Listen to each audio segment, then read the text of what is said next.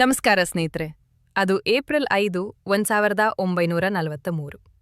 ಬ್ರೆಜಿಲ್ನ 3 ಮೀನುಗಾರರು ಆ ದಿನ ತಮ್ಮ ಮೀನುಗಾರಿಕೆ ವಿಫಲವಾಗಿದೆ ಮತ್ತು ತಮ್ಮ ಬಲೆಗಳಲ್ಲಿ ಹೆಚ್ಚಿನ ಮೀನುಗಳು ಸಿಕ್ಕಿಲ್ಲ ಎಂದು ದೂರುತ್ತಿದ್ದರು. ಅಷ್ಟರಲ್ಲಿ ಸಮುದ್ರದಲ್ಲಿನ ಮರದ ವೇದಿಕೆಯ ಮೇಲೆ ಒಬ್ಬ ಚೀನೀ ವ್ಯಕ್ತಿ ಅವರನ್ನು ನೋಡುತ್ತಾ ಸಂತೋಷದಿಂದ ಕೂಗುತ್ತಿರುವುದು ಕಂಡುಬಂದಿತು. ಅವನು ತನ್ನ ಕೈಗಳನ್ನು ಬೀಸುತ್ತಾ ಓಡುತ್ತಿದ್ದನು. ಹರಿದ ಬಟ್ಟೆಗಳಿಂದ ತುಂಬಾ ದುಃಖಕರವಾಗಿ ಕಾಣುತ್ತಿದ್ದ ಅವನ ಮುಖವು ಸಂತೋಷದಿಂದ ಹೊಳೆಯುತ್ತಿತ್ತು. 3 ಮೀನುಗಾರರು ಅವನನ್ನು ದಡಕ್ಕೆ ಎಳೆದೊಯ್ದರು. ಅವನ ಭಾಷೆ ಅವರಿಗೆ ಅರ್ಥವಾಗದ ಕಾರಣ ಅವನು ಏನು ಹೇಳುತ್ತಿದ್ದಾನೆಂದು ಅವರಿಗೆ ಅರ್ಥವಾಗಲಿಲ್ಲ.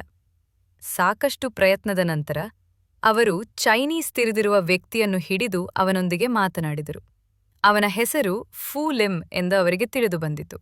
ಅವನು ಕಳೆದ 133 ದಿನಗಳಿಂದ ಸಮುದ್ರದಲ್ಲಿ ಅಲೆದಾಡುತ್ತಿದ್ದ